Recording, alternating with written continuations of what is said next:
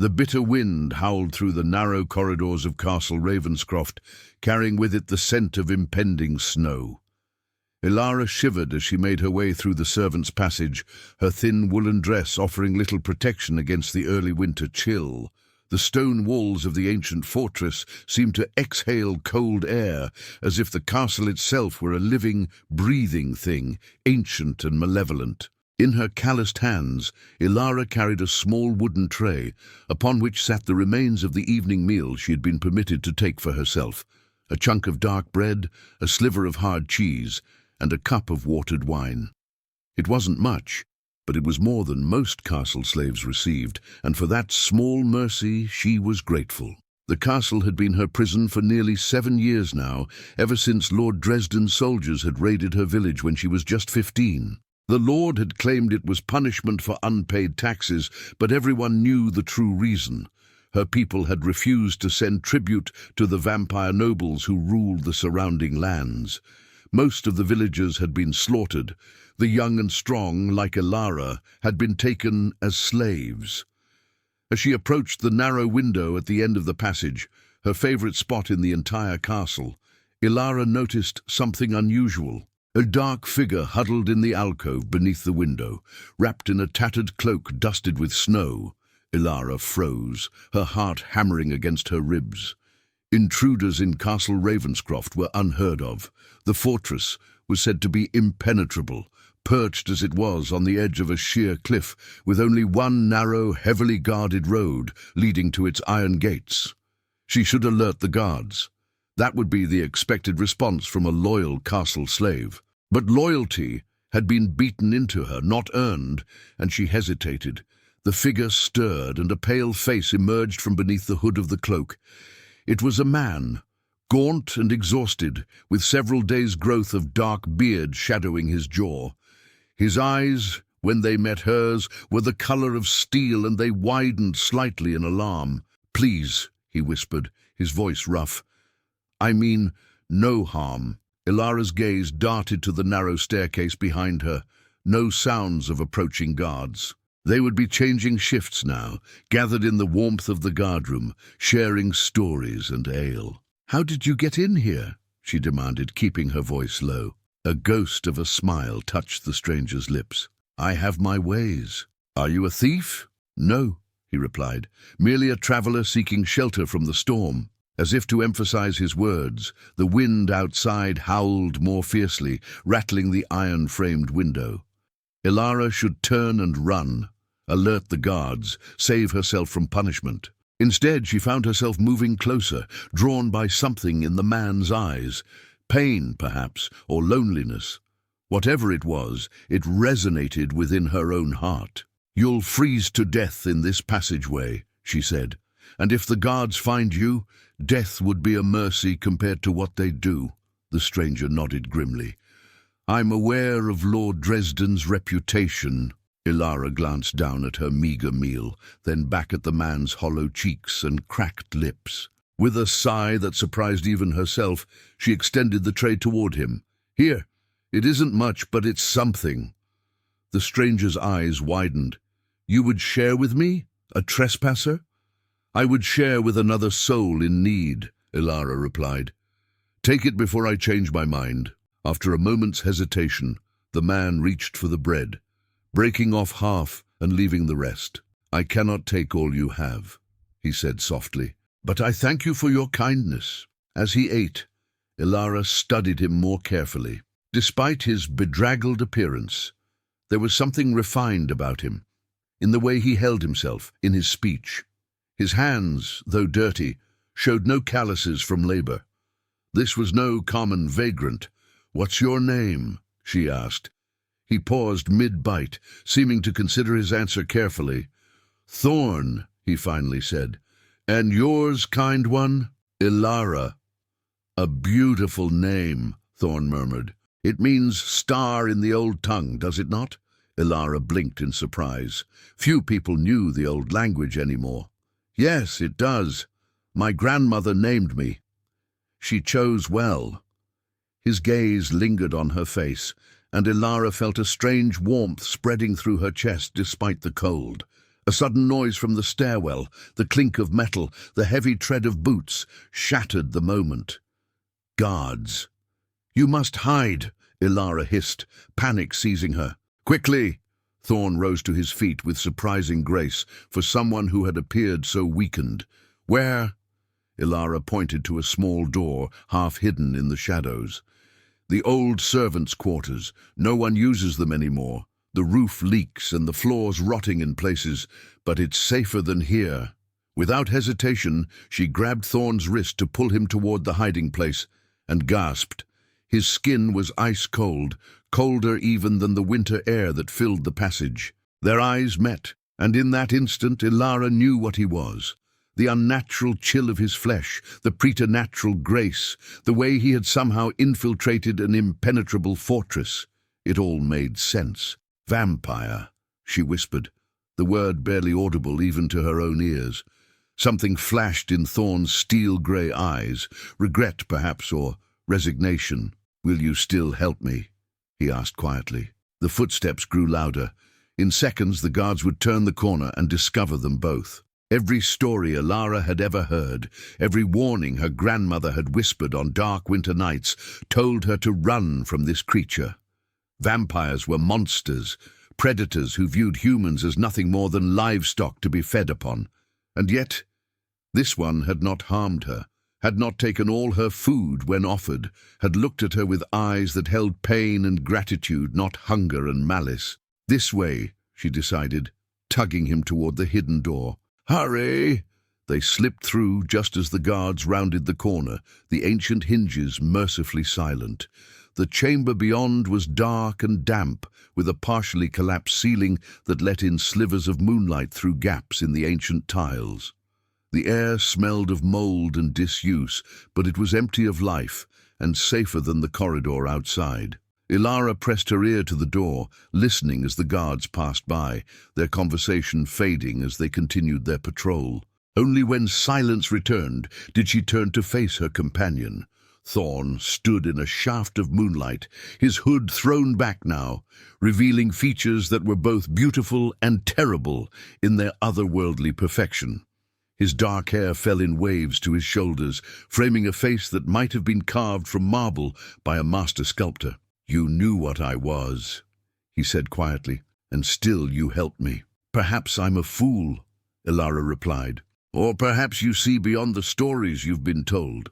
A pause. "Are you afraid of me, Ilara?" She considered the question honestly. "Yes," she admitted, "but not enough to let you die at the hands of Lord Dresden's men." Thorn's lips curved in a sad smile. "Interesting that you fear me, yet you've lived among vampires for years.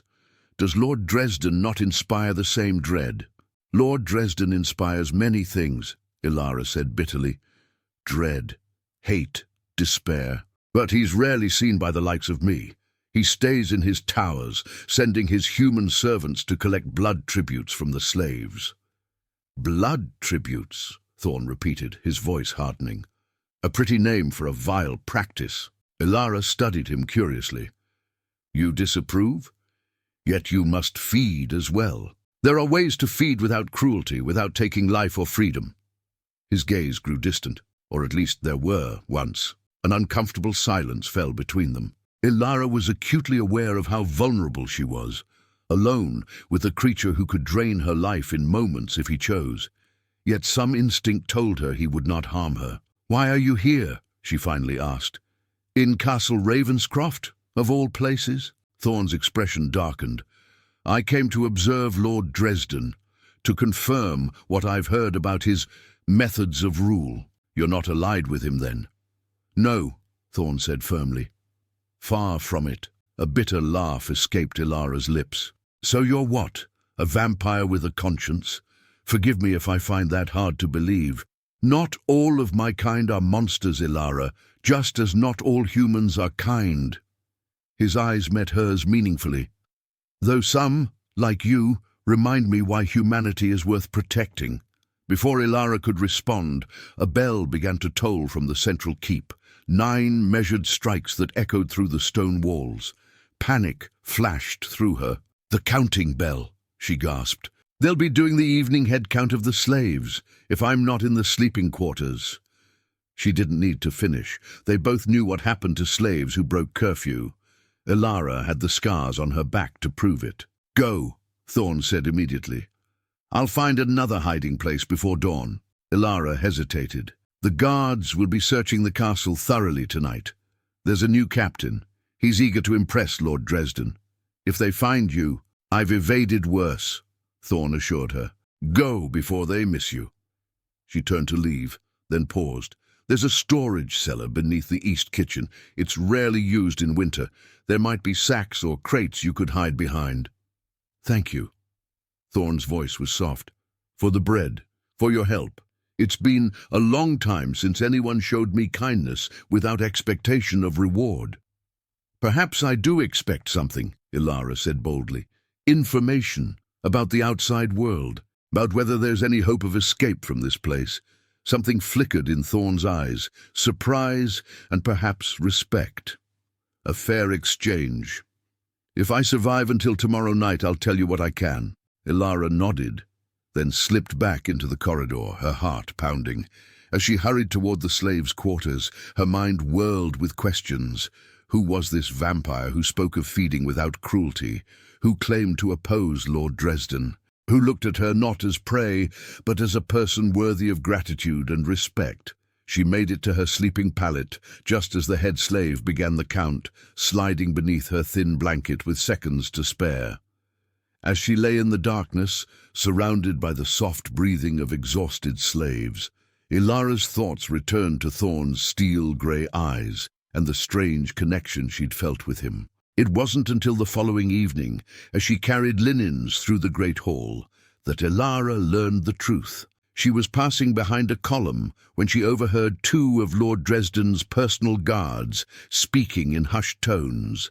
"The entire northern border is to be sealed," one said. "No one in or out without triple inspection." "Because of the rumors?" the second guard asked. "Aye. Lord Dresden is in a rage. Seems the reports were true. Lord Thorn has returned." Ilara froze, her blood turning to ice in her veins. "Thorn?" the second guard whispered, his voice tinged with fear. "The vampire lord of the Eastern Realms? I thought he was destroyed centuries ago." "Apparently not. And now he's back, gathering allies among the other ancient houses. There's talk of war, of Thorn challenging the bloodline compact that gives Lord Dresden the right to human tributes. Gods help us if they clash here. I've heard stories of Lord Thorn's power. They say he once leveled an entire mountain fortress with a gesture. Aye, well, that's why we're on high alert. Lord Dresden believes Thorn may have sent spies or come himself to assess our defences." The guards moved on, their conversation fading, but Ilara remained frozen in place, the linens clutched to her chest as realization dawned. She had shared her meagre bread with the legendary vampire lord himself, the one being in all the realm that Lord Dresden truly feared. The one who, if the guards' whispers were to be believed, opposed the very system that had enslaved her and countless others, and she had promised to meet him again tonight. As twilight fell and shadows lengthened across the castle grounds, Ilara slipped away from her duties, a small bundle of food hidden beneath her apron. Her mind raced with possibilities both terrifying and exhilarating. If Thorn truly was the vampire lord of legend, what did that mean for her, for all the slaves of Ravenscroft? And more immediately, if Lord Dresden discovered that she had aided his greatest enemy, what horrible fate awaited her? With these questions burning in her mind, Ilara descended the narrow stairs to the eastern storage cellar, unaware that her simple act of kindness to a stranger had just placed her at the center of a centuries-old conflict that was about to erupt into open war. The darkness of the eastern storage cellar enveloped Ilara as she descended the worn stone steps, the faint light from her small oil lamp casting grotesque shadows across the walls. The air grew heavier with each step, thick with the smell of damp earth, aging vegetables and something else, a metallic tang that made her nostrils flare. Blood. Her heart hammered against her ribs as she reached the bottom of the stairs. The cellar stretched before her, a labyrinth of wooden shelves and barrels, most half empty as winter had depleted the castle's stores. "Thorn?" she whispered, her voice barely audible even to her own ears. No answer came. Had he found another hiding place? Or worse, had Lord Dresden's guards discovered him? She ventured deeper into the cellar, the flame of her lamp flickering as it caught currents of stale air. A rustling sound from the far corner made her freeze. "It's Ilara," she said, slightly louder this time. A shadow detached itself from the wall, tall and graceful, moving with that unnerving stillness that only the undead possessed. Thorn stepped into the meager circle of light, and Ilara gasped. His face was streaked with crimson, blood darkening the collar of his shirt. A long gash ran across his cheek, already healing but still visible, evidence that something had wounded him severely. "What happened?" she asked, setting down her lamp and the small bundle of food. Thorn's lips twisted in a grim smile. "Lord Dresden's guards are more vigilant than I anticipated. I was careless. You're hurt. It will heal." His silver eyes gleamed in the lamplight. "The guards who discovered me, however," a shiver ran down Ilara's spine. "You killed them." "I had no choice," Thorn replied, but there was no satisfaction in his voice, only weariness. "They would have raised the alarm. I made it quick, at least. Merciful." Ilara swallowed hard, confronting the reality of what he was. A predator, regardless of his seemingly noble intentions. "Their bodies?" she asked practically. "Hidden. But they will be missed at the changing of the guard. We don't have much time." He gestured to her bundle. "You brought food, for me." "And information," Ilara said, unwrapping the cloth to reveal bread, dried meat, and a small flask of water. "I know who you are." Thorn stilled, his expression unreadable. "And who am I, Ilara?" "Lord Thorn of the Eastern Realms, the vampire lord who disappeared centuries ago." She met his gaze steadily. "Lord Dresden's enemy." He studied her for a long moment before nodding. "You've been listening to conversations not meant for slave ears. It's amazing what people will say in front of someone they consider furniture," Ilara replied with a bitter edge to her voice. Thorn's lips curved slightly.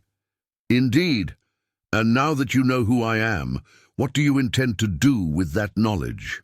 "That depends," Ilara said boldly, "on what you intend to do about Lord Dresden's rule." A flash of surprise and something like respect crossed Thorn's features. He moved closer, his movements fluid despite his injuries.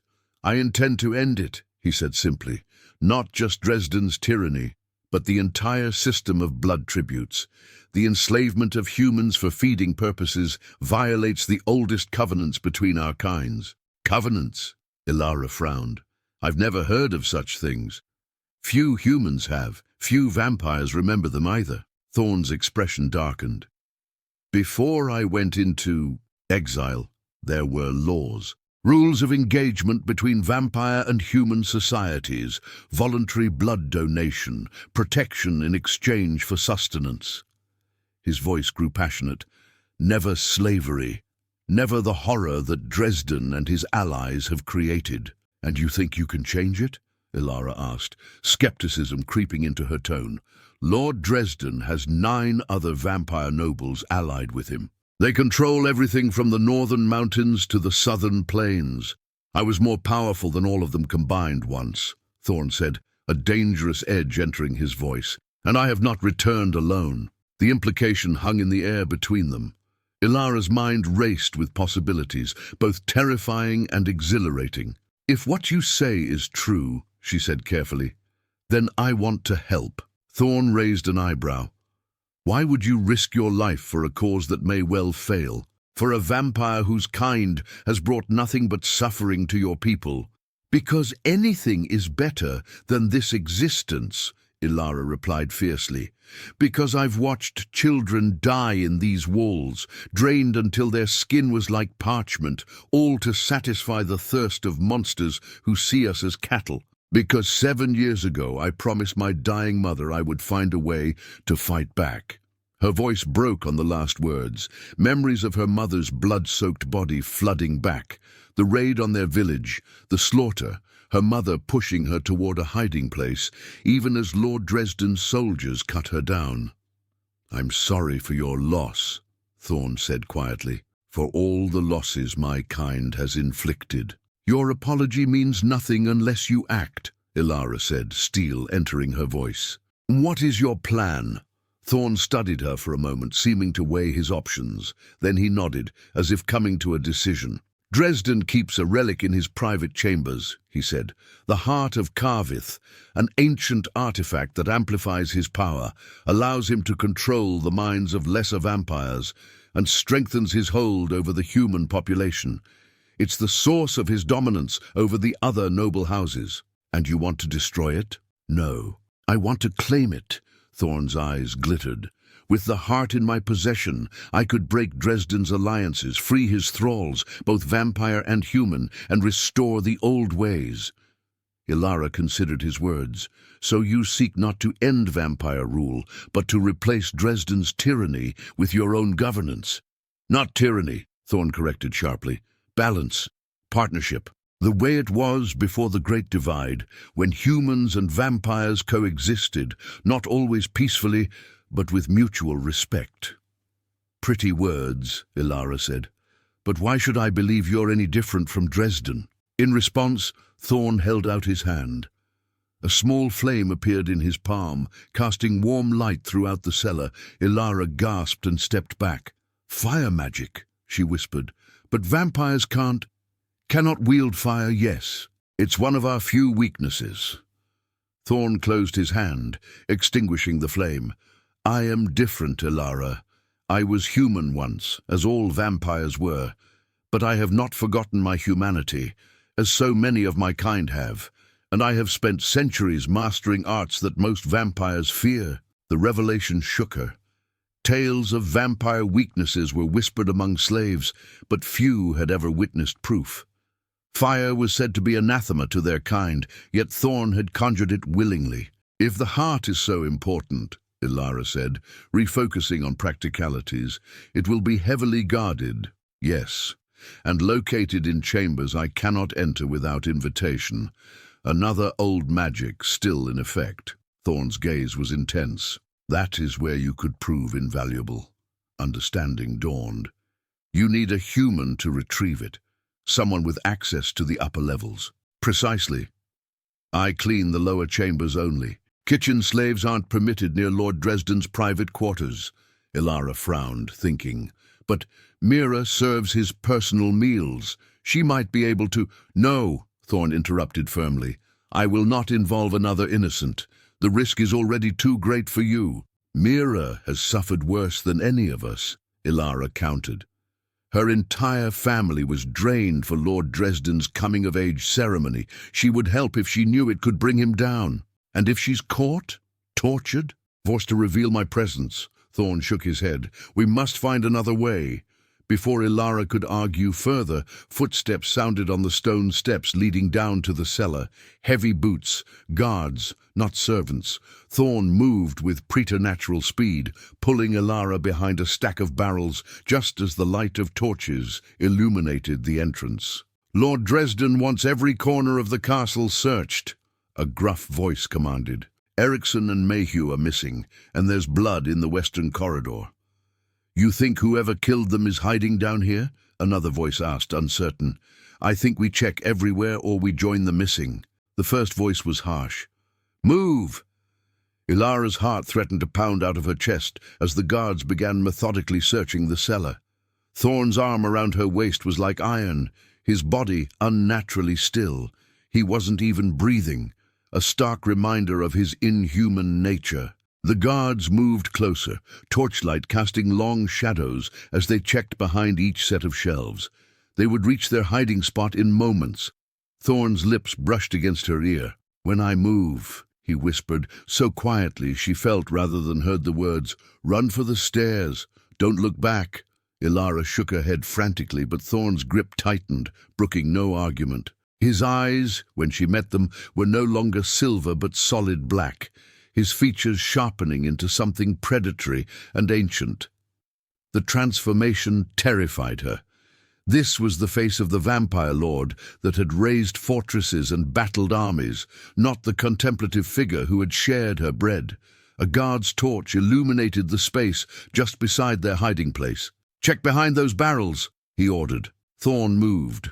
One moment he was crouched beside Ilara, the next he was across the cellar, a blur of motion too fast for human eyes to track.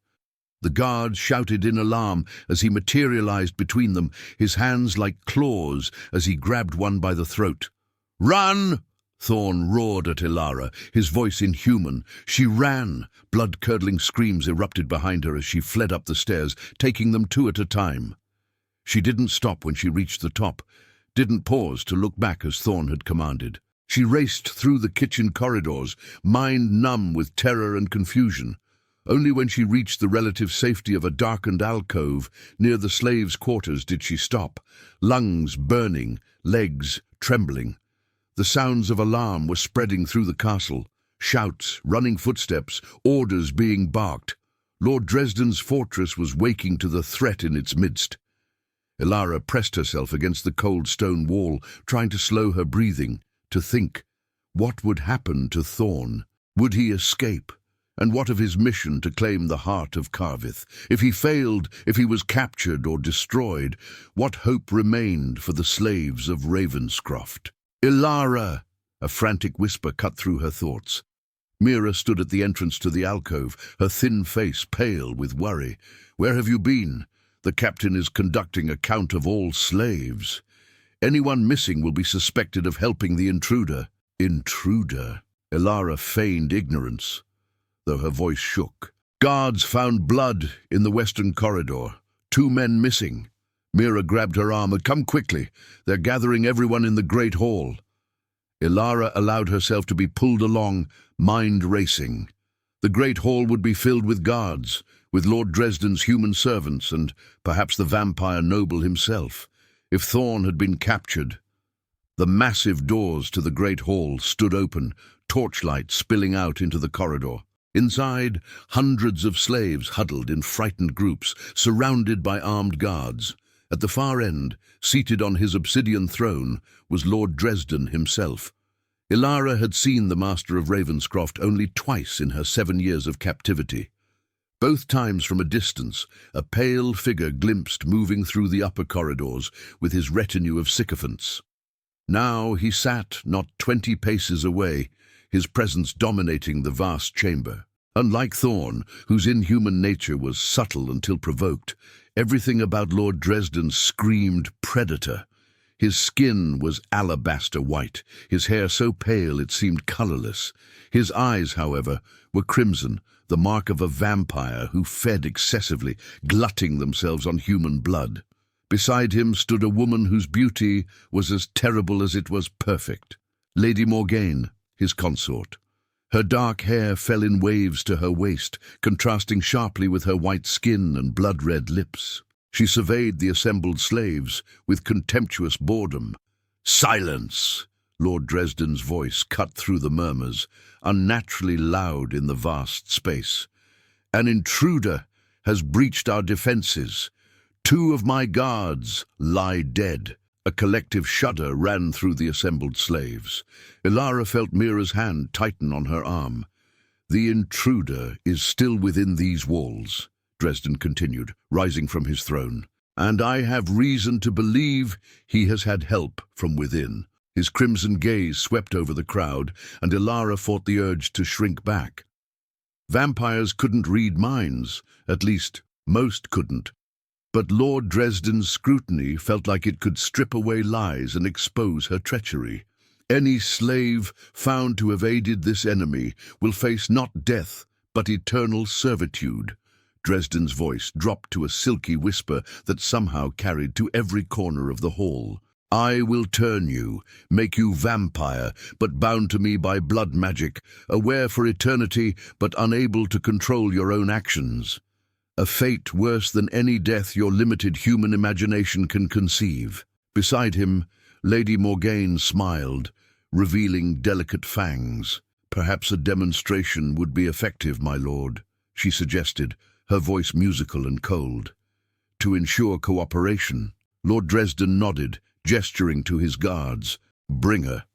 Two guards dragged forward a young woman Ilara recognized from the laundry. Bess, barely 16, with honey-colored hair now matted with blood. Her face was bruised, one eye swollen shut. This one was found near the western corridor shortly after the guards disappeared, Dresden announced. She claims she was simply delivering linens, but the hour was suspicious. I didn't see anything, Bess sobbed, struggling weakly against her captors. Please, my lord, I swear it.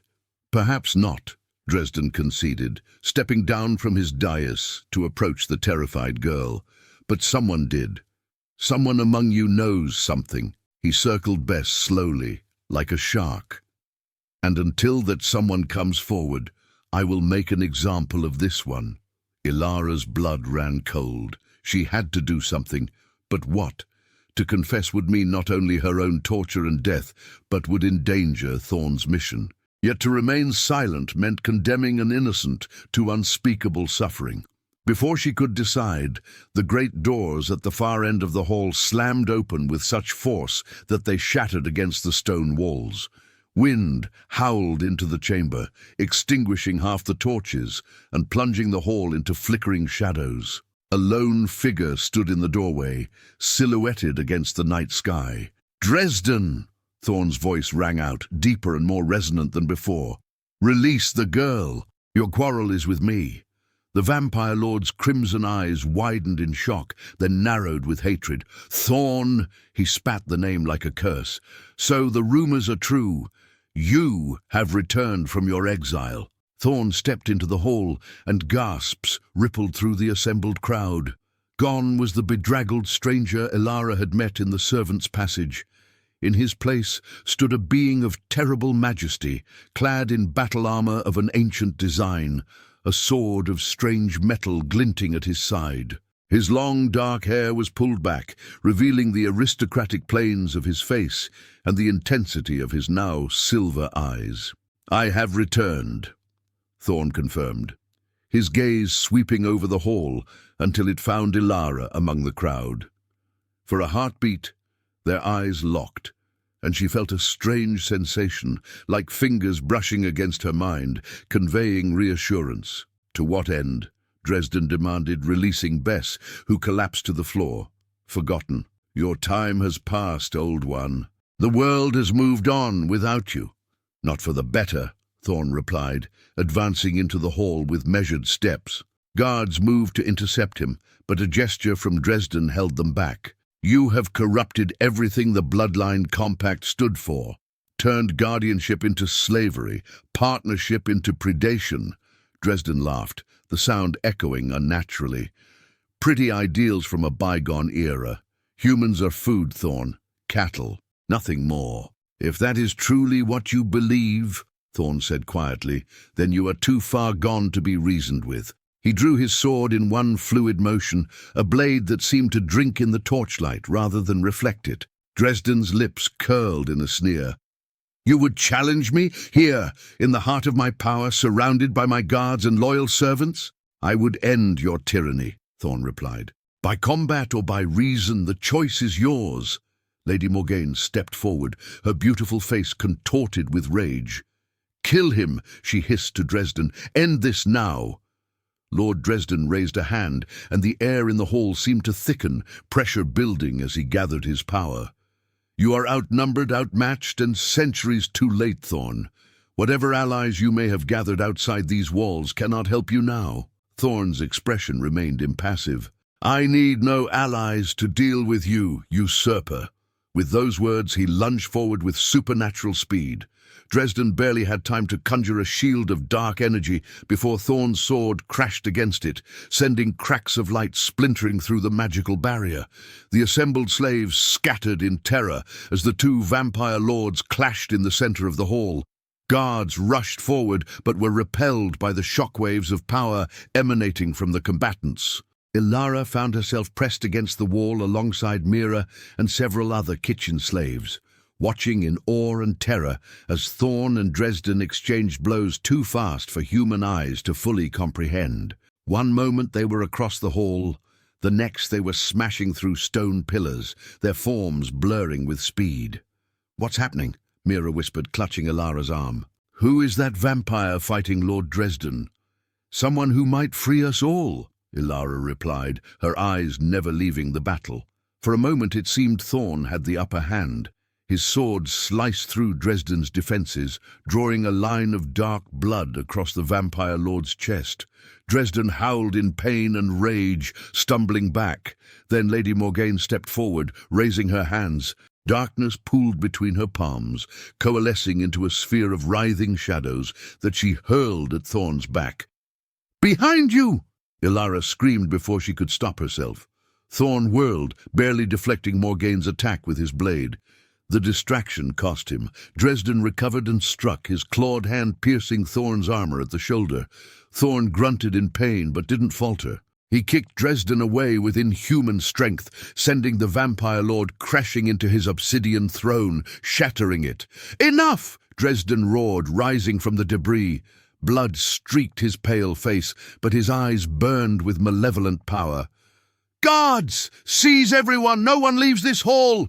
Chaos erupted as armed men surged forward, grabbing slaves and forming a perimeter around the battling vampires. Ilara felt rough hands grab her arms, dragging her away from the wall. "The girl who shouted," Dresden commanded, pointing at Ilara. "Bring her to me." Ice flooded Ilara's veins as guards hauled her forward, forcing her to her knees before the enraged vampire lord. Dresden's crimson eyes bored into hers, his power pressing against her mind like a physical weight. "You warned him," Dresden hissed. "You, a slave, dared to interfere." His gaze shifted to Thorn, who had frozen in place, his sword lowered slightly. "Is this your spy, Thorn? Your inside ally?" Thorn's expression remained impassive, but Ilara could see the calculation in his eyes. If he acknowledged her, her fate was sealed. If he denied her, would Dresden believe it? "Leave her out of this," Thorn said, his voice dangerously soft. "Your quarrel is with me alone." "Oh, but I think not." Dresden's lips curved in a cruel smile. He grabbed Ilara by the throat, lifting her effortlessly until her feet dangled above the floor. "You always did have a weakness for humans, Thorn. Some things never change." Ilara gasped for air, clawing uselessly at Dresden's iron grip. Black spots danced before her vision as her lungs burned for oxygen. "Release her," Thorn demanded, taking a step forward. "Stay back," Dresden warned. "One more step and I snap her neck." The hall fell silent, the tension palpable, as Thorn stood motionless, his silver eyes never leaving Ilara's face. "What will it be, old friend?" Dresden taunted. "Surrender your weapon and yourself to my custody, and perhaps I'll let your little human pet live. Refuse, and watch her die knowing you failed her, just as you failed all those you claimed to protect centuries ago." Ilara's consciousness was fading, Dresden's grip crushing her windpipe. Through the haze of impending darkness, she saw Thorn lower his sword, saw the defeat in his eyes as he prepared to surrender, to sacrifice everything for her life. With her last conscious thought, Ilara reached for the small knife hidden in her sleeve, the one she'd taken from the kitchen after hearing the guard's conversation about Thorn. The blade she'd intended to offer him as a token of alliance. Her fingers closed around the handle as darkness claimed her vision. With the last of her strength, Ilara drove the kitchen knife into Lord Dresden's forearm. The blade sank deep, drawing black blood that hissed against her skin like acid. Dresden roared in pain and surprise, his grip loosening just enough for Ilara to drag in a desperate gasp of air before she was hurled across the hall like a discarded doll. Her body slammed against the stone floor, pain exploding through her ribs and shoulder. Through watering eyes, she saw Thorn move with preternatural speed, seizing the momentary advantage her desperate act had created. His sword flashed in the torchlight as he drove it toward Dresden's heart. But Lady Morgaine was faster. A shield of writhing shadows materialized before Dresden, deflecting Thorn's blade. The impact created a shockwave that knocked human guards off their feet and shattered the remaining windows in a cascade of colored glass. "Take her to the blood chambers," Dresden snarled, pointing at Ilara as he clutched his wounded arm. "I want her drained slowly. Let Thorn watch her suffer for her treachery." Two guards seized Ilara, dragging her toward a side door, even as she struggled against their grip. Her vision swam from lack of oxygen, her throat burning, where Dresden's fingers had crushed it. "Thorn!" she tried to cry out, but only a hoarse whisper emerged. The vampire lord was surrounded now, Lady Morgaine and 3 lesser vampires, Dresden's personal guards, circling him like predators. Thorn's silver eyes met Ilara's for a fraction of a second, and in that glance she read both apology and determination. Then he did something unexpected. Instead of continuing to fight, he plunged his strange blade into the stone floor. A web of silver cracks spread outward, racing across the great hall's floor with unnatural speed. "What is this?" Dresden demanded, stepping back as the cracks reached the dais where his shattered throne lay. Thorn spoke words in a language Ilara had never heard, harsh yet musical, ancient beyond reckoning. The silver cracks began to glow with increasing intensity, bathing the hall in cold light. "Stop him!" Lady Morgaine shrieked, hurling another sphere of darkness at Thorn. The attack struck him full in the chest, sending him staggering. But his words never ceased, the strange incantation growing in volume as blood trickled from his lips. The guards holding Ilara faltered, momentarily distracted by the unfolding sorcery. She seized her chance, stomping hard on one guard's instep and twisting away from the other's grasp. Free, but severely weakened, she stumbled toward the nearest pillar, using it for support as she watched the confrontation unfold. The glowing cracks in the floor suddenly erupted with pillars of silver light, forming a perfect circle around Thorn. Dresden's vampiric guards, who stood within the circle, screamed as the light touched them, their flesh smoking and peeling away like paper in flames. "The rite of unveiling," Dresden hissed, recognition and fear flashing across his features. "Impossible. That knowledge was purged from our records centuries ago." Thorn's voice rose to a thunderous crescendo, and the silver light coalesced into a dome that enclosed him completely, shielding him from further attacks. Inside this barrier, his form began to change, growing taller, more ethereal, his features sharpening until they barely resembled anything human. Lord Dresden backed away, genuine terror replacing his arrogance. "Evacuate the castle," he commanded, turning to Lady Morgaine. "Gather the heart and meet me at the eastern gate." Morgaine hesitated, her beautiful face contorted with rage and indecision. "We can still destroy him." "Fool!" Dresden grabbed her arm. "If he completes the rite, nothing within these walls will survive. Go, now!" As Morgaine fled from the hall, Dresden turned to his remaining guards. "Kill the slaves," he ordered coldly. "All of them. Leave no witnesses to this night's events." Horror rippled through the gathered humans. The guards drew their swords, advancing on the defenseless slaves who huddled against the walls. Screams erupted as the slaughter began, blood spattering across ancient tapestries and stone floors alike. Ilara watched in helpless terror as Mira fell beneath a guard's blade. Her cry cut short as steel sliced through her throat. Rage and grief surged within Ilara's battered body, giving her strength she didn't know she possessed.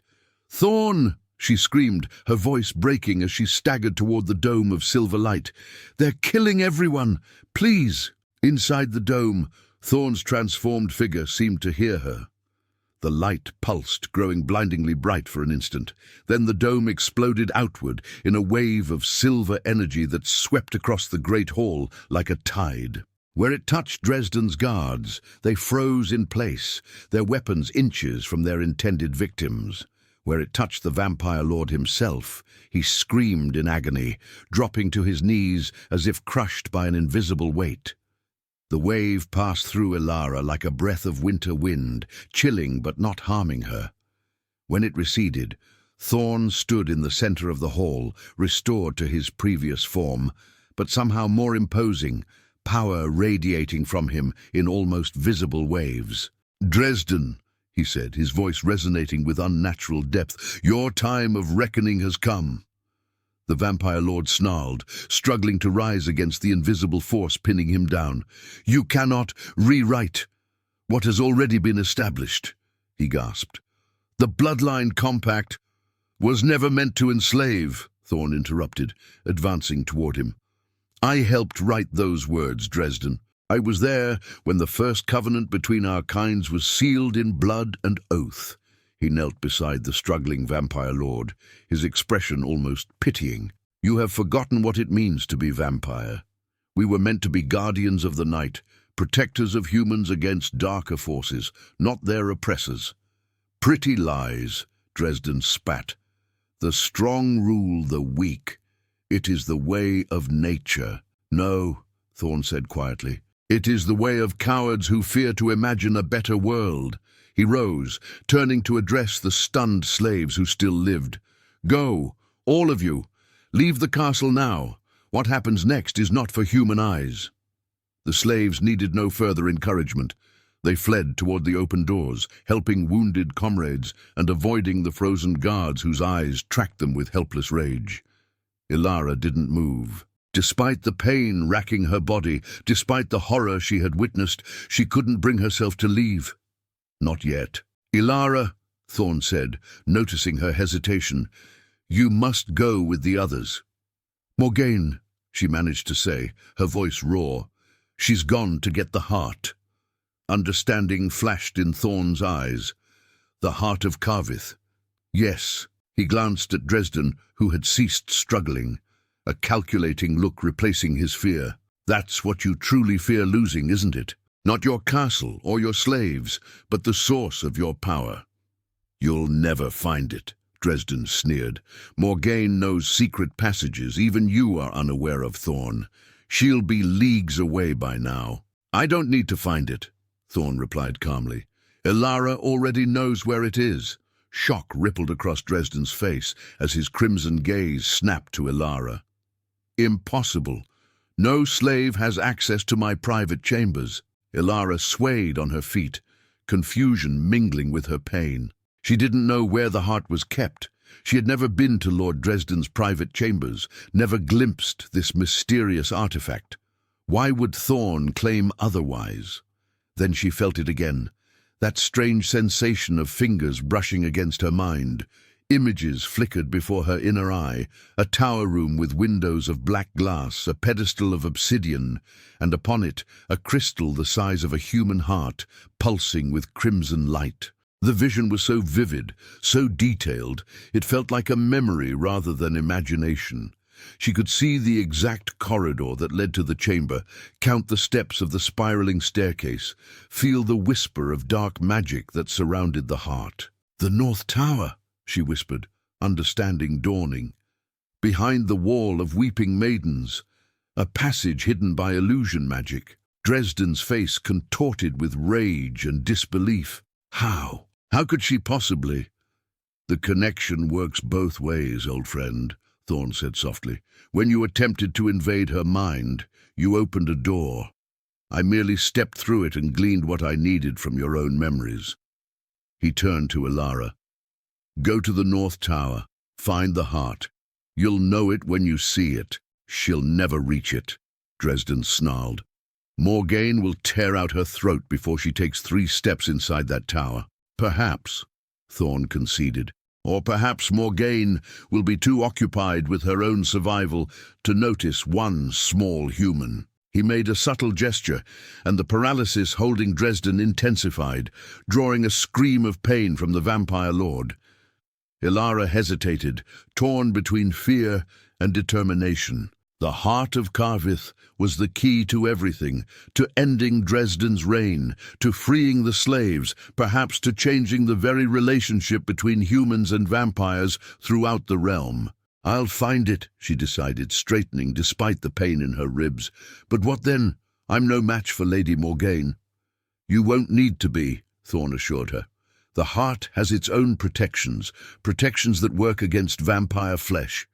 A human, however, he left the implication hanging. Understanding flooded through Ilara. I can touch it safely. Thorn nodded. Bring it to me, but be warned, its power may affect you in ways I cannot predict. It was forged in an age when magic flowed more freely through the world. I'll take that risk, Ilara said firmly. Then go, quickly. Thorn turned back to Dresden, who was still struggling against his invisible bonds. Lord Dresden and I have much to discuss regarding the future governance of these lands. Ilara ran, ignoring the screaming protest of her injured body. She navigated the castle corridors with newfound certainty, following the map implanted in her mind by Thorn's magic.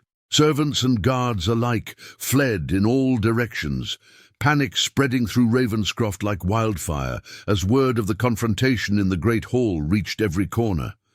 The North Tower loomed before her, its black stone seeming to absorb the torchlight rather than reflect it. Unlike the rest of the castle, these corridors were eerily empty, as if even in their panic the inhabitants knew to avoid this place of dark power. She found the Wall of Weeping Maidens, a carved relief depicting 7 women with tears of actual water trickling from their stone eyes, a feat of magic that had always unsettled those forced to clean this corridor. Following the implanted memory, Ilara pressed her palm against the central maiden's heart. The stone rippled like water, and Ilara stepped through into a hidden passageway beyond. The air here was thick with magic. She could taste it, metallic and strange on her tongue. Spiral stairs wound upward, their edges unnaturally sharp, the whole construction designed to unsettle and disorient. As she climbed, whispers seemed to echo from the walls. Fragments of conversations, pleas for mercy, screams cut short. The psychic residue of centuries of cruelty preserved somehow in the very stone of the tower. Ilara pressed on, focusing on the task ahead rather than the horrors surrounding her. At the top of the stairs, a door of black wood bound with silver awaited. No lock was visible, but when she touched the surface, it swung open silently.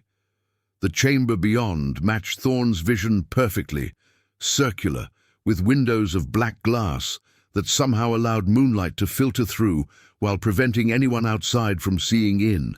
In the center stood a pedestal of obsidian, and upon it, Ilara gasped. The heart of Kavith was both more beautiful and more terrible than she had imagined. Not crystal as she had first thought, but something organic, an actual heart, preserved and transformed by magic until it shimmered with internal light. Veins of gold and silver ran through its surface, pulsing in a rhythm that matched no human heartbeat. "Beautiful, isn't it?" The voice came from behind her. Ilara whirled to find Lady Morgaine stepping from the shadows, her perfect features twisted into a smile that held no warmth. "A slave girl," Morgaine said, studying Ilara with cruel amusement. "This is what the great Lord Thorn sends to steal our most precious artifact. How disappointing." Ilara backed toward the pedestal, keeping her eyes on the vampire lady. "He defeated Lord Dresden. It's over." "Over?" Morgaine laughed, the sound like breaking glass. "Child, it has barely begun. Dresden is but one lord among many. The others will rally when they learn of Thorn's return. Not if he has the heart," Ilara countered, her hand inching closer to the artifact. "True," Morgaine conceded, "which is why neither of you can be allowed to claim it." Her form blurred with supernatural speed, and suddenly she stood directly before Ilara, cold fingers wrapping around her throat once more. "Did you think I remained here to fight? To die pointlessly like Dresden? No, little slave. I stayed to destroy what he values most." With her free hand, Morgaine drew a dagger of black metal. "When the heart is destroyed, the power it contains will be released. The explosion will level this castle and everything within a league of it, Thorn included." Horror flooded through Ilara as she struggled in the vampire's grip. "You die too," she choked out. "Perhaps," Morgaine said, her smile widening to reveal delicate fangs. "Or perhaps I'm older and cleverer than Thorn realizes. Perhaps I have protections of my own." She raised the dagger, its point aimed at the pulsing heart. Ilara fought desperately, kicking and clawing at her captor, but Morgaine's strength was overwhelming. "Witness the end of Thorn's revolution before I end you," Morgaine hissed, the dagger descending in a swift arc toward the heart of Carveth. Ilara had one final, desperate chance. Instead of pulling away from Morgaine, she suddenly went limp, then threw her full weight forward. The unexpected motion caused Morgaine to stumble, her dagger missing the heart by inches and striking the obsidian pedestal instead. The blade shattered, fragments of black metal flying in all directions. One sliver embedded itself in Morgaine's cheek, drawing a line of dark blood. The vampire lady shrieked in pain and outrage, her grip on Ilara's throat loosening just enough. Ilara lunged for the heart, her fingers closed around it, and the world exploded into sensation. Power surged through her body like liquid fire, filling every vein, every cell with ancient magic.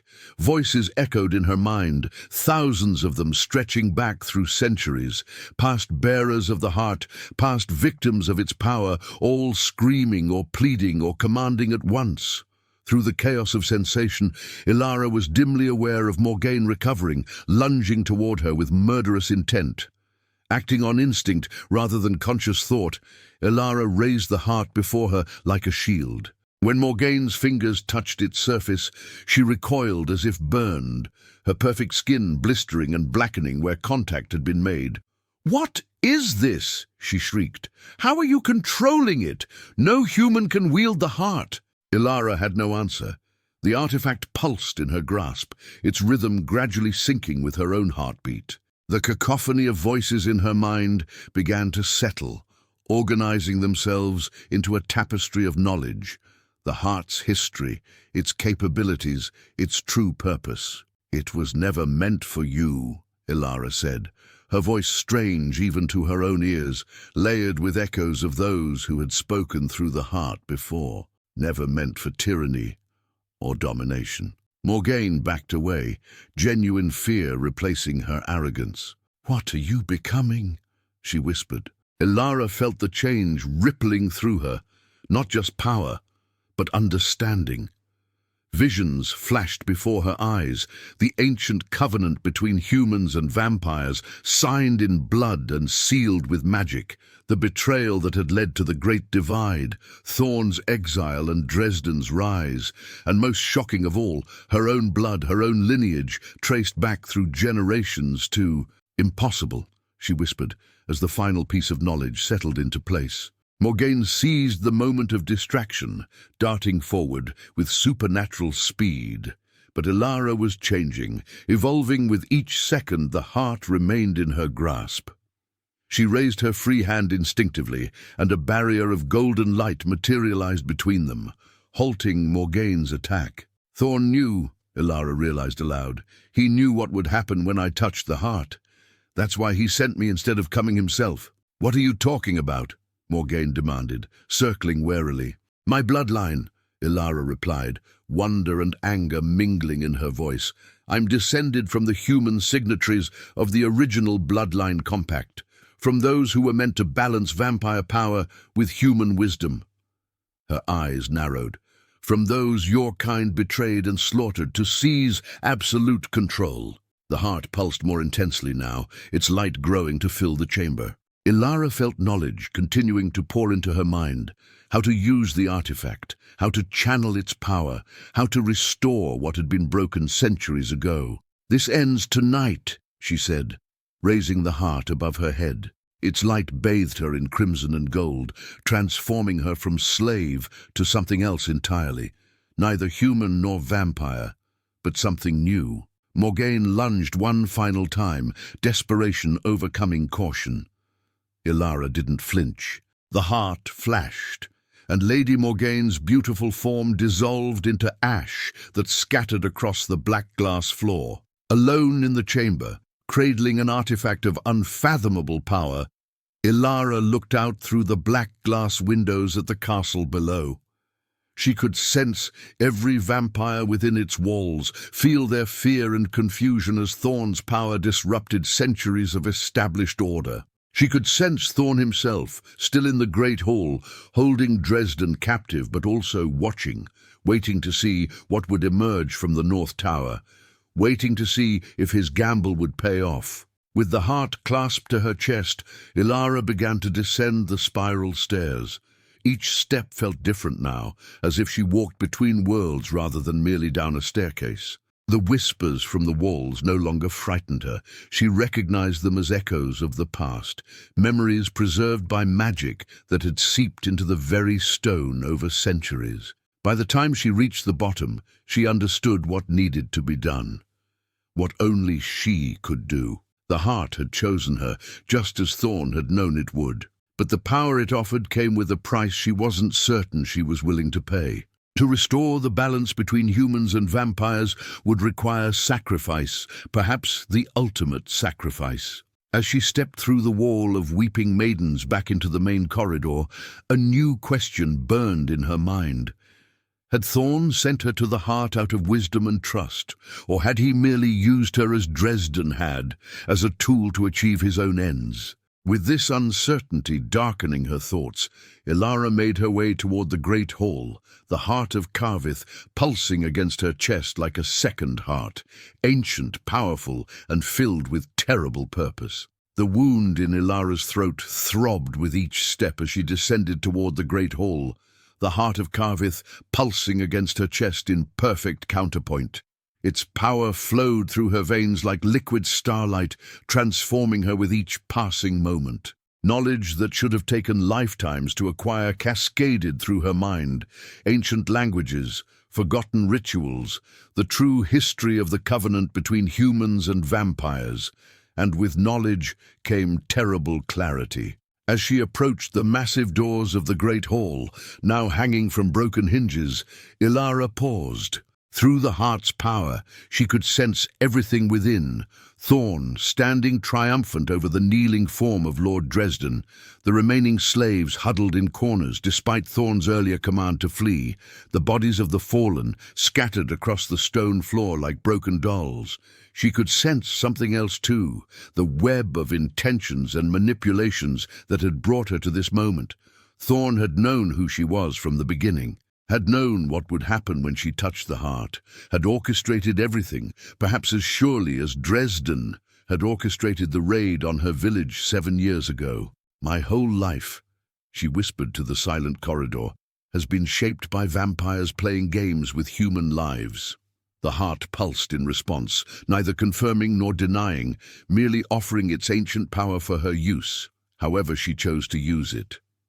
Ilara stepped through the shattered doorway, and all eyes turned to her. She was no longer the kitchen slave in ragged dress, smudged with ash and stinking of servitude. The heart's power had transformed her, erasing bruises, healing wounds, surrounding her with an aura of crimson and gold that trailed behind her like a royal cloak. In her hands, the heart of Carvith blazed with inner light, casting strange shadows across the ruined hall. Morgaine, Dresden croaked from his position of subservience, hope flickering briefly in his crimson eyes. Is dead, Ilara finished, her voice resonating with unnatural depth, destroyed by the very power she sought to control. Thorn's expression revealed nothing as he watched her approach, but Ilara could sense the calculation behind his silver eyes. Pride at his successful gambit, concern at what she might have become, uncertainty about whether she would be ally or enemy now that she held the heart. You knew, she said simply, stopping several paces from where he stood. You knew what I would find in the North Tower, what would happen when I touched the heart.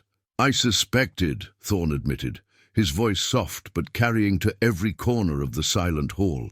The signs were there, in your resilience, in your ability to resist Dresden's mental intrusions, in the very structure of your face. You have your ancestor's eyes. My ancestor, Ilara repeated flatly. Kaela of the Western Plains. The woman who helped write the Bloodline Compact. The woman who bound herself to you by blood oath and magic. A ripple of shock passed through the watching slaves. Dresden's head jerked up, his face contorted with disbelief. Impossible. the vampire lord hissed. The bloodline was purged. Every descendant of the human signatories was hunted down and destroyed centuries ago. Not every descendant, Thorn replied, never taking his eyes from Ilara's face. Some escaped. Some were hidden. The magic of the compact itself concealed them from those who would do them harm. Until now, Ilara said, anger blooming within her chest.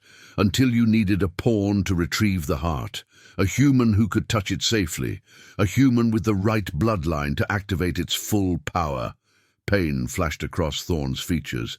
It wasn't like that, Ilara. Wasn't it?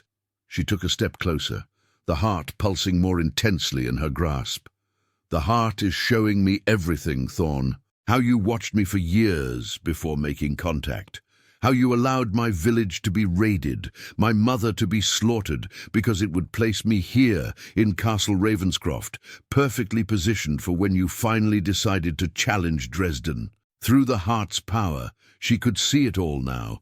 Thorn observing from afar as she was taken slave, as she endured years of servitude, as she learned every corridor and passage of Dresden's fortress, waiting for the perfect moment to approach her, to use her. "You're no better than him," she whispered, glancing at Dresden, who watched their exchange with calculating eyes. "That's not true," Thorn said, his voice strained. "Yes, I knew who you were.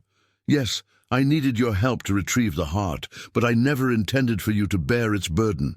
He took a step toward her, hand outstretched. "Let me take it now, Ilara. It's changing you. The power is too great for any mortal to contain for long." Ilara laughed, a sound like breaking ice. "Now you show concern. Now that I hold the very thing you spent centuries plotting to reclaim." The heart was indeed changing her. She could feel her humanity slipping away with each moment, replaced by something ancient and terrible. The voices of past bearers whispered constantly in her mind, offering power, offering vengeance, offering godhood. Through it all, one truth remained clear.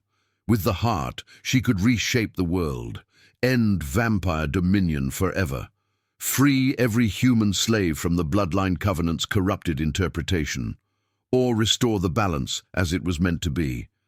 As Kaela, her ancestor, had intended when she first bound her bloodline to thorns in the days when the compact was pure. "Don't let him take it," Dresden suddenly said, his voice oily with persuasion. "He will only establish a different kind of tyranny, the kind that pretends to be benevolent while still feeding on human blood." "Silence," Thorn commanded, never taking his eyes from Ilara. "She deserves to know the truth," Dresden persisted.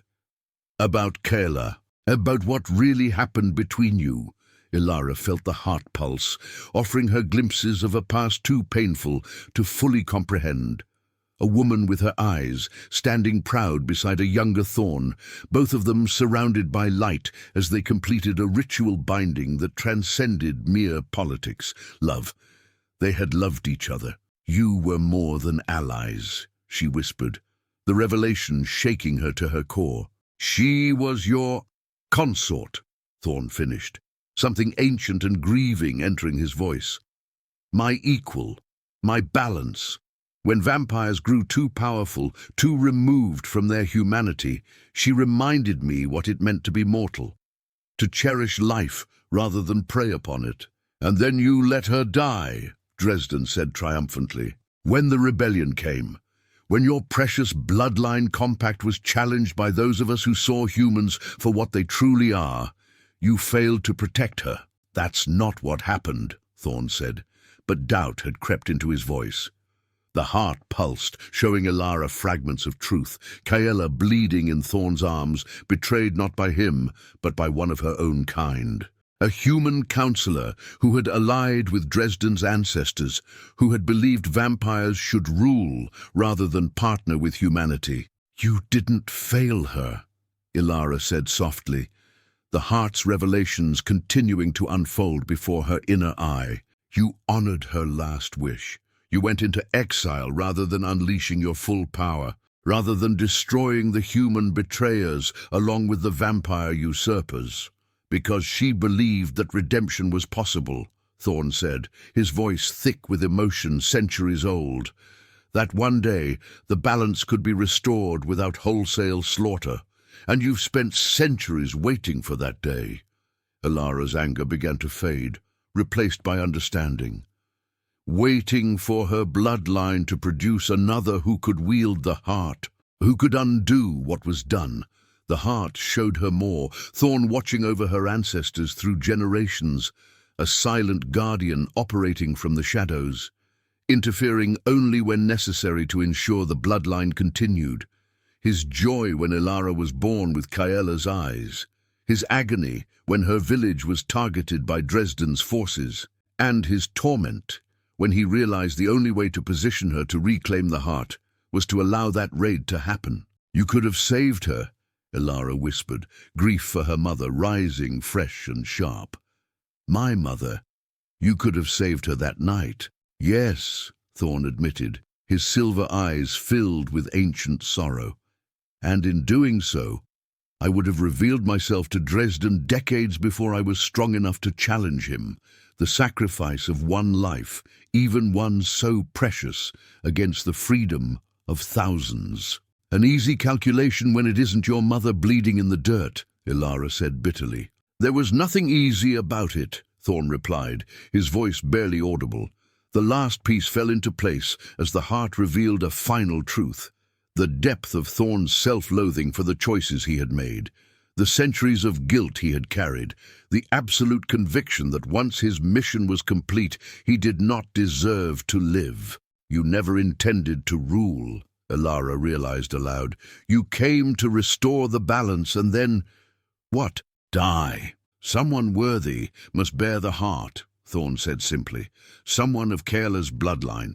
Someone who understands both the value of human life and the eternal perspective of the immortals." His gaze was steady on hers. "I knew when I first saw you, when you offered me bread despite the risk to yourself, that you had her spirit as well as her blood. So your plan was, what? To help me claim the heart, overthrow Dresden and establish a new covenant?" Ilara demanded. "And then to offer you my life as penance for my failures," Thorn finished quietly. "The heart requires balance, a willing sacrifice to seal any new covenant. Last time, it was human blood freely given. This time, it would be vampire blood," Ilara whispered, understanding at last. Dresden's laughter cut through the moment, cold and mocking. "How noble," he sneered. "The great Lord Thorn, sacrificing himself for humans once again. And for what? They will betray you as they did before. It is their nature. As it is the nature of some vampires to enslave rather than protect," Thorn countered. "Yet I have not condemned all of our kind for the actions of a few." The heart pulsed in Ilara's hands, its power reaching a crescendo. She could feel it pulling at her, demanding a choice, to destroy or to heal, to seek vengeance or to restore balance, to cling to her anger or to embrace a larger purpose. "The heart is killing you," Thorn said urgently, taking another step toward her. "No human can contain its power for long. Even with your bloodline, you must either use it or relinquish it. Use it to do what?" Ilara's voice had grown ethereal, layered with echoes of those who had wielded the heart before her. "To remake the covenant as it was meant to be," Thorn replied. "Human and vampire in balance, protection given freely, sustenance taken without cruelty." "Pretty words," Dresden spat. "Empty promises that will crumble the moment hunger strikes." "Or," Ilara said, raising the heart until its light bathed her face in crimson, "I could use it to end vampire dominion forever, to give humans back their freedom, their dignity, to avenge every drop of blood taken against our will."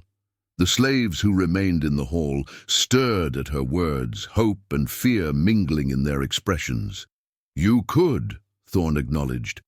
"The heart has that power. But ask yourself, would wholesale destruction honor your mother's memory? Would Kaela have wanted vengeance at the cost of genocide?" "Don't speak of what they would have wanted," Ilara said fiercely. "You didn't know my mother, and Kaela has been dead for centuries." But her blood runs in your veins, Thorn said gently. Her wisdom lives in you if you will only listen to it. The heart burned against Ilara's palms now, demanding resolution. The knowledge it had poured into her mind showed her what needed to be done. A ritual requiring both human and vampire blood freely given, a sacrifice to balance the scales, and a vessel strong enough to channel the heart's power without being consumed by it. She looked at the slaves huddled against the walls, their eyes filled with hope that she would save them, fear that she would fail. She looked at Dresden, who had orchestrated so much suffering, yet was merely the most recent in a line of tyrants. And she looked at Thorn, ancient and powerful, yet willing to die if it would restore what had been lost. "There is another way," she said finally, the heart's light pulsing in time with her words. "A middle path." "What middle path could possibly—" Dresden began. But Ilara silenced him with a gesture, the heart's power freezing the words in his throat. "I will remake the covenant," she announced, her voice carrying to every corner of the ruined hall. "Not as it was, for that world is gone, and we must build anew from its ashes. Not with genocide, for that would only perpetuate the cycle of violence and retribution." She turned to Thorn. "And not with your death, for what good is balance achieved if its champion does not live to maintain it?" Confusion flickered across Thorn's face. "The heart demands a sacrifice."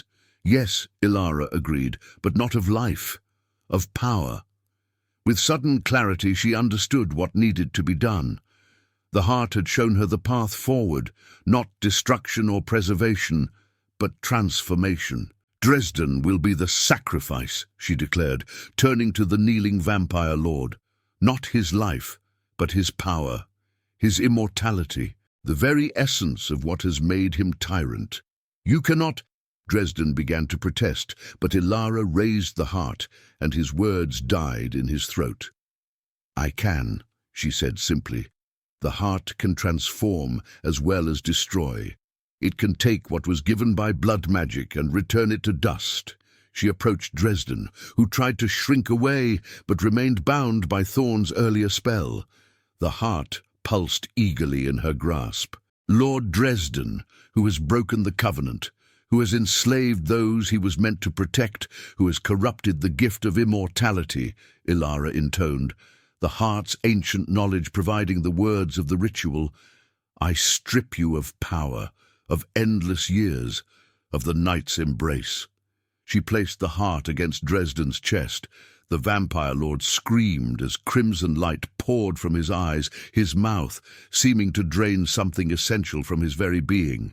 His pale skin flushed with color, his crimson eyes faded to brown, and the predatory sharpness of his features softened into something merely human. When she withdrew the heart, Lord Dresden, now simply Dresden, slumped to the floor, gasping for breath he suddenly needed.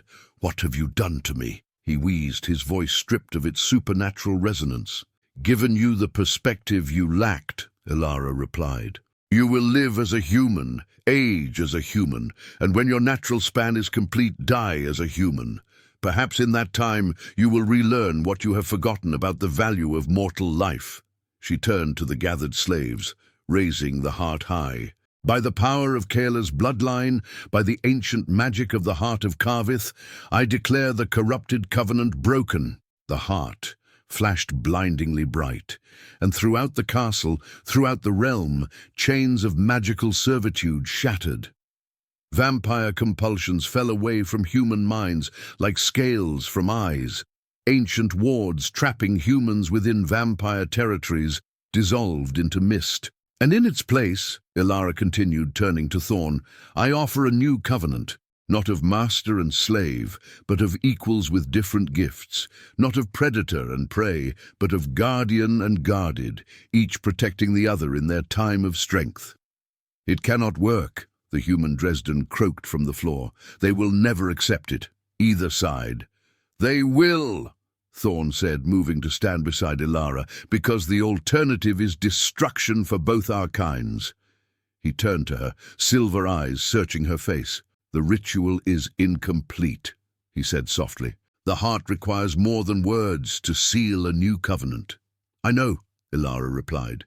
It requires blood freely given, human and vampire, mingled in equality. She extended her free hand to Thorn. Are you willing? Without hesitation, Thorn took her hand in his. Always. With a thought, Ilara summoned a small flame to hover above the heart, another gift of its power. She passed their joined hands through the fire, the pain searing but brief as their blood mingled and fell upon the heart's pulsing surface. The reaction was immediate and overwhelming.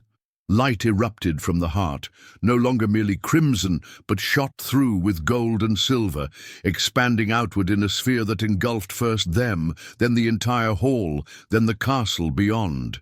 Within that light, Ilara felt herself changing once more, not losing her humanity as before, but having it complemented, enhanced by something eternal yet compassionate. Neither human nor vampire, but something new, a guardian of the covenant, a keeper of balance. As the light faded, she found herself still holding Thorn's hand, the heart now dormant between them, its purpose fulfilled.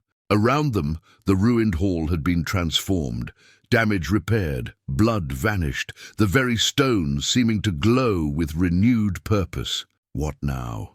She asked softly, aware of the watching eyes of humans and the few vampires who had remained loyal to Thorn. Now, Thorn replied, his voice gentle but filled with new resolve. We rebuild. We teach both sides what balance truly means. We heal wounds centuries in the making. He squeezed her hand. Together, if you'll permit it. Ilara looked at the former slave owner Dresden, now human and confused, being helped to his feet by one of the slaves who had shown him more mercy than he deserved. She looked at the remaining humans, standing straighter now, dignity returning to postures long bent in subservience. And she looked at Thorn, who had waited centuries for this moment, who had made terrible choices in service to a greater good, who now offered her partnership in the work to come. My mother would have wanted healing, not vengeance, she said finally, and Kaela's blood does indeed run in my veins. She smiled, feeling truly free for the first time since she was 15. Together, then, let us show them what balance truly means.